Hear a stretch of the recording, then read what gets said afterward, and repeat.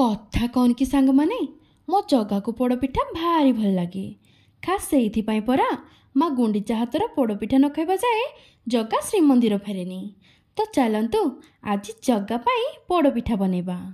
मु एई बाउल रे मापिकी नेछि चाउल आउ ताको बतुरे नेली। से सेम बाउल रे आमे पानी भी यूज करबा।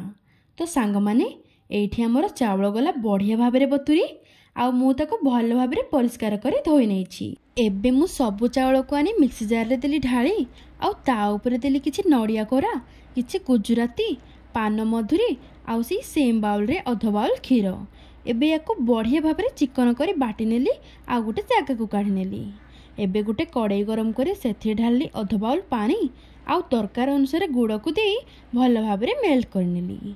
गुड़ पानी को एबे गोटे जगह को छाणी नेली जहा द्वारा कि सब खदड़ा आउ खराब जिनस बाहरी जीवो। आउ से गुड़ पानी को चाउल बटा रखिथिबा जगारे ढाली भल भाबरे सांगे सांगे घांटी नेबा, नहले गरम गुड़ पानी जोगु चाउल मुंडा हे जीवो।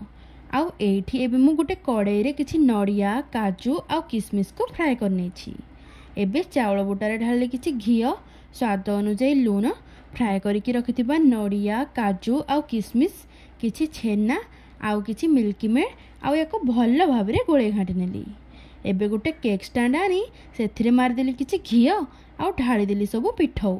एबे एथिरे किछि खाइबा सोडा पकेई भल भाबरे फेंटी नेली आउ ऊपरे गार्निशिंग कर नेली किछि चेरी आउ काजू।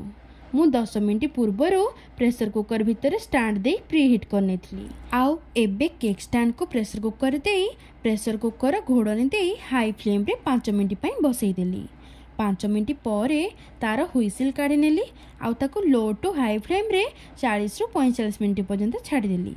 आउ एठी देखंतु हमर पोड़ पिठा सिजिकी पूरा रेडी। आपण माने याको एबे ठंडा हेबा पई छाड़ देबे। मु गरम थिबा बेले काढी देथिली सेथि पई हल्का टिके भांगी गला। ठंडा हे सारिबा परे काटिले बहुत बढ़िया कटिंग भी हबो। तो मु प्रथमे छुरी सहायता रे पोड़ पिठार साइड को काटी नेली। आउ एठी हमर पोड़ पिठा बाहर की पूरा रेडी। हल्का टिके भांगी गला सिना किंतु सत्तरे संग माने पोड़ पिठाटा इत्ते स्पंजी हेतिला जे आउ कोन कहबी। आपण माने तो वीडियो रे देखि पारथिबे। आउ यार टेस्ट भी पूरा थिला जबरदस्त। तो कौन कहउचंती संग माने बाहुडा को जगह ठी पोड़ पिठा प्रसाद लागी करिवे तो।